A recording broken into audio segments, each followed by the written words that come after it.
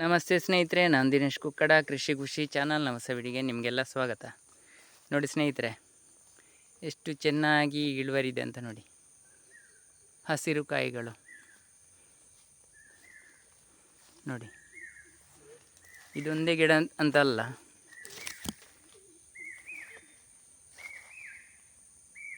ಸ್ನೇಹಿತರೆ ಸದ್ಯಕ್ಕೆ ಕಳೆಯನ್ನೆಲ್ಲ ತೆಗೆದಿದ್ದೇವೆ. ಈಗ ಯಾಕೆ ತೆಗೆದಿದೆ ಅಂತ ಹೇಳಿದರೆ, ಅಷ್ಟು ವಿಪರೀತ ಕಳೆ ಬಂದಿತ್ತು. ಕಳೆದ 1 ವರ್ಷದಿಂದ ಇದ್ದಂತಹ ಕಳೆ ಎಲ್ಲ ಇತ್ತು. ಸಾಧಾರಣವಾಗಿ ಇಲ್ಲಿ ನಿಮಗೆ ಕಾಣುವಾಗಿದ್ದು ಒಣಗಿದ ರೀತಿ ಕಾಣ್ಬೋದು. ಅಂದರೆ ಬರ್ತಿ 1 ಅಡಿಗಿಂತ ಜಾಸ್ತಿ ದಪ್ಪದಲ್ಲಿ ಇಲ್ಲಿ ಕಳೆ ಇದೆ ಸ್ನೇಹಿತರೆ. ಹಾಗಾಗಿ ಯಾವುದೇ ಕಾರಣಕ್ಕೂ ಮಳೆ ಬಿದ್ದರೂ ಕೂಡ ನಮ್ಮ ತೋಟಕ್ಕೆ ಮಣ್ಣಿಗೆ ಯಾವುದೇ ಹಾನಿಯಾಗುವುದಿಲ್ಲ. ಇನ್ನು ಕೆಲವು ದಿನಗಳಲ್ಲಿ ಪುನಃ ವೆಲ್ವೆಟ್ ಬೀನ್ಸ್ ಕಳೆ ತನ್ನಿಂದ ತಾನೇ ಬರ್ತದೆ. ಅಂದರೆ ಇಲ್ಲಿ ಇದ್ದದ್ದೆಲ್ಲ ವೆಲ್ವೆಟ್ ಬೀನ್ಸಿನ ಕಳೆಗಳು, ಹಾಗಾಗಿ ಅದು ಪುನಃ ಬರ್ತದೆ. ನೋಡಿ, ಇಲ್ಲಿ ನೀವು ಗಮನಿಸ್ಬೋದು ಎಷ್ಟು ದಪ್ಪ ಇದೆ ಅಂತ ಹೇಳಿ.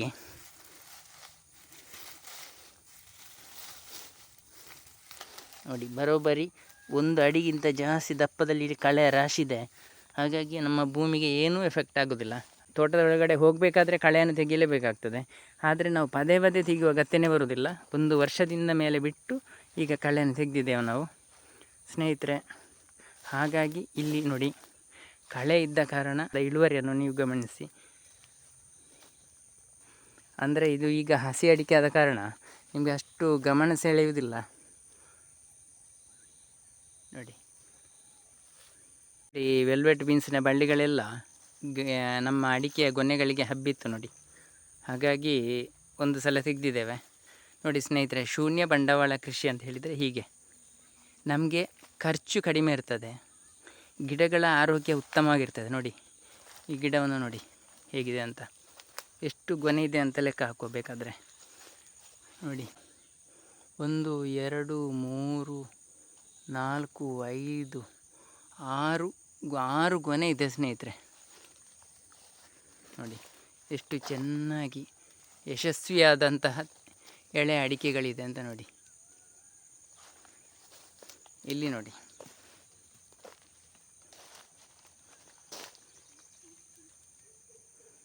ಇದೇನು ಗೊಬ್ಬರ ಹಾಕಿ ಏನು ಬಂದದ್ದಲ್ಲ ಸ್ನೇಹಿತರೆ. ಇಲ್ಲಿ ಮುಖ್ಯವಾಗಿ ನಮ್ಮದು ಬಿತ್ತನೆ ಬೀಜದ ಆಯ್ಕೆ ಸರಿಯಾಗಿದೆ, 1ನೇದಾಗಿ. ಮತ್ತು ನಾವು ಮಣ್ಣಿನ ಸಂರಕ್ಷಣೆಯನ್ನು ಅತ್ಯುತ್ತಮವಾಗಿ ಮಾಡಿಕೊಂಡು ಹೋಗ್ತಾ ಇದ್ದೇವೆ.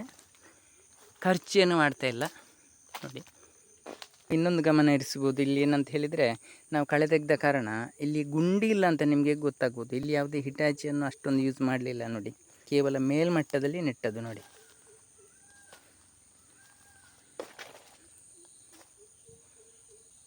ಇಳುವರಿ ಹೇಗಿದೆ ಅಂತ.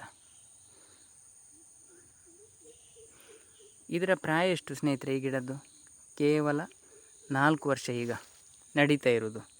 4 ವರ್ಷದಲ್ಲಿ ಅತ್ಯುತ್ತಮ ಇಳುವರಿಯನ್ನು ಕೊಡ್ತಾ ಇದೆ.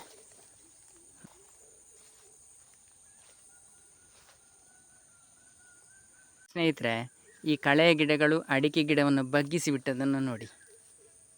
ಇಲ್ಲಿ ಗಮನಿಸಿ ನೀವು. ನೋಡಿ ನೋಡಿ, ಅಲ್ಲಿವರೆಗೆ ಹೋಗಿದೆ. ಅಂದರೆ ಇಲ್ಲಿ ಅಷ್ಟು ಕಳೆ ಇತ್ತು, ನಾವು ಅಷ್ಟು ಸಮಯ ಕಳೆಯನ್ನು ತೆಗೆಯದೆ ಬಿಟ್ಟಿದ್ದೆವು.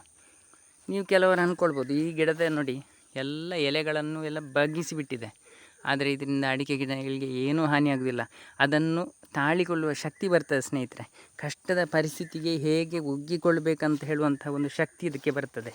ನೋಡಿ, ಎಲ್ಲ ಸೋಗೆಗಳನ್ನೆಲ್ಲ ಬಗ್ಗಿಸಿ ಬಿಟ್ಟಿದೆ ನೋಡಿ ಕಳೆಗಳು. ಹೀಗೆ ನಾವು ಬೆಳೆಸಬೇಕು ಸ್ನೇಹಿತರೆ ತೋಟ ಅಂತ ಹೇಳಿದರೆ. ಆಗ ಕಷ್ಟ ಸಹಿಷ್ಣುತೆ ಇದಕ್ಕೆ ಬರ್ತದೆ. ನಾವು ನಾಜೂಕಾಗಿ ಗಿಳಿಮರಿ ಹಾಗೆ ತೋಟ ಮಾಡಿದರೆ ಅದರಿಂದ ಏನೂ ನಮಗೆ ಉಪಯೋಗ ಬರುವುದಿಲ್ಲ ಭವಿಷ್ಯಕ್ಕೆ. ಪ್ರತಿಯೊಂದು ಕಷ್ಟವನ್ನು ಎದುರಿಸಿ ನಿಂತರೆ ಮಾತ್ರ ಅಂತಹ ಗುಣವನ್ನು ನಾವು ಅದಕ್ಕೆ ಕಲಿಸಬೇಕು ನೋಡಿ. ಆ ರೀತಿಯ ಕಷ್ಟ ಸಹಿಷ್ಣುತೆಯ ಗುಣವನ್ನು ಅದಕ್ಕೆ ಬೆಳೆಸಿದರೆ ಬರ ನಿರೋಧಕತೆ ಅಂತ ಹೇಳ್ತೇವೆ. ಅಂದರೆ ಯಾವುದೇ ಒಂದು ಸಮಸ್ಯೆಗಳು ಬಂದರೂ ಕೂಡ ಅದನ್ನು ಎದುರಿಸಿ ನಿಲ್ಲುವಂತಹ ಶಕ್ತಿಗಳು ನಮ್ಮ ಗಿಡಗಳಿಗೆ ಬರಬೇಕು. ಬರ ನಿರೋಧಕತೆ ಗುಣ ಅಡಿಕೆಗಳಿಗೆ ಬಂದರೆ ನೋಡಿ ಎಷ್ಟು ಚೆನ್ನಾಗಿದೆ ಅಂತ ನೋಡಿ.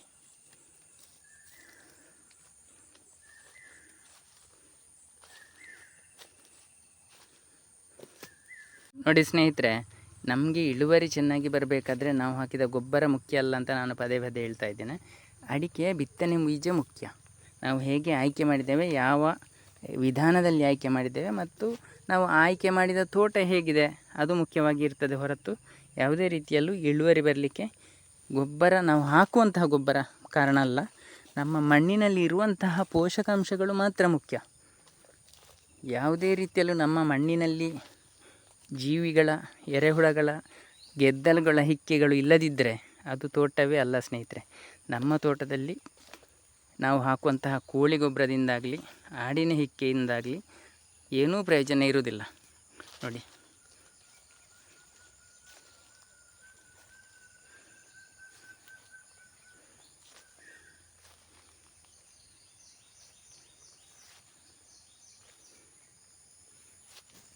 ಈ ಕಳೆ ಎಷ್ಟು ದಪ್ಪ ಬಿದ್ದಿದೆ ಅಂತ ಗಮನಿಸ್ಬೋದು ನೀವು. ನೋಡಿ, ಹಾಸಿಗೆ ಎಷ್ಟು ದಪ್ಪಕ್ಕೆ ಬಿದ್ದಿದೆ ನೋಡಿ ಸ್ನೇಹಿತರೆ. ಇದೊಂದು ರೀತಿ ಭೂಮಿಗೆ ಕಳೆಯನ್ನು ತೆಗೆದರೂ ಇಲ್ಲಿ ಬಲೆ ಅಂತ ರಚನೆ ಆಗಿದೆ. ಅಂದರೆ ಇನ್ನು ಇಲ್ಲಿ ಇದರ ಅಡಿಯಲ್ಲಿರುವಂಥ ಜೀವಿಗಳೆಲ್ಲ ಸತ್ತ ತ್ಯಾಜ್ಯಗಳನ್ನೆಲ್ಲ ತಿಂತಾ ಇರ್ತದೆ. ತಿಂದು ಇನ್ನೂ ಹೆಚ್ಚಿನ ಗೊಬ್ಬರವನ್ನು ಮಾಡ್ತದೆ. ಅದೇ ಸಮಯಕ್ಕೆ ಪುನಃ ಕಳೆ ಬರ್ತದೆ. ಹಾಗಾಗಿ ನಾವು ಕಳೆಯನ್ನು ಹೇಗೆ ತೆಗೀತೇವೆ ಅಂತ ಹೇಳೋದು ಮುಖ್ಯ ಸ್ನೇಹಿತರೆ. ನೆಲ ಯಾವುದೇ ರೀತಿಯಲ್ಲೂ ಕಾಣಬಾರ್ದು. ಇದು ನಾವು ಕಳೆಯನ್ನು ತೆಗೆಯುವಾಗ ನಾವು ಗಮನದಲ್ಲಿ ಇಡಬೇಕಾದ ಮುಖ್ಯ ವಿಷಯವೇ ಅದು ಸ್ನೇಹಿತರೆ. ನಾವು ಕಳೆಯನ್ನು ತೆಗೆದ ನಂತರ ನೆಲ ಕಾಣಬಾರ್ದು. ಎಲ್ಲರೂ ಮಾಡೋದು ಅದೇ ತಪ್ಪು. ನೋಡಿ, ಎಲ್ಲಿಯೂ ನಾವು ಕಳೆ ತೆಗೆದ ನಂತರ ಇಲ್ಲಿ ನೆಲ ಕಾಣ್ತಾ ಇಲ್ಲ ನೋಡಿ. ನೀವು ಅದನ್ನು ಗಮನಿಸಬೇಕು ಮುಖ್ಯವಾಗಿ. ಯಾಕೆ ನೆಲ ಕಾಣಬಾರ್ದು ಅಂತ ಹೇಳಿದರೆ, ನೆಲದಲ್ಲಿ ಇರುವಂತಹ ಜೀವಿಗಳು ಈ ಬಿಸಿಲಿನ ಅಥವಾ ನೇರ ಸೂರ್ಯನ ಹೊಡೆತಕ್ಕೆ ಅದು ಸಿಕ್ಕಿ ಅದು ಬದುಕುವುದೇ ಇಲ್ಲ. ಅಷ್ಟೇ ಅಲ್ಲದೆ ಇಲ್ಲಿ ಪಲಾಯನ ಮಾಡ್ತದೆ. ಇಲ್ಲಿ ನೋಡಿ, ನೀವು ಗಮನಿಸಿ ಎಷ್ಟು ರಾಶಿ ರಾಶಿ ತ್ಯಾಜ್ಯಗಳ ದಪ್ಪ ಇದೆ ಅಂತ ಹೇಳಿದರೆ, ಅಷ್ಟು ಸಮಯದ ಕಳೆ ಈ ಭೂಮಿಯಲ್ಲಿತ್ತು. ಕಡಿಮೆ ಅಂತ ಹೇಳಿದರೂ 1 ಅಡಿಯಷ್ಟು ದಪ್ಪದಲ್ಲಿ ಇದೆ ನೋಡಿ, ಹಾಸಿಗೆ ಅಷ್ಟು ದಪ್ಪದಲ್ಲಿದೆ. ಹಾಗಾಗಿ ಇದರ ಅಡಿಯಲ್ಲಿರುವಂಥ ಜೀವಿಗಳಿಗೆ ಯಾವುದೇ ಸಮಸ್ಯೆ ಆಗುವುದಿಲ್ಲ. ಅಷ್ಟೇ ಅಲ್ಲದೆ ಈ ಸತ್ತ ತ್ಯಾಜ್ಯಗಳನ್ನೆಲ್ಲ ಅತಿ ಹೆಚ್ಚಾಗಿ ಇಷ್ಟಪಟ್ಟು ತಿಂದಾಗ ಇದು ಗೊಬ್ಬರದ ರಾಶಿ ರಾಶಿ ಗೊಬ್ಬರ ಆಗ್ತದೆ ಸ್ನೇಹಿತರೆ.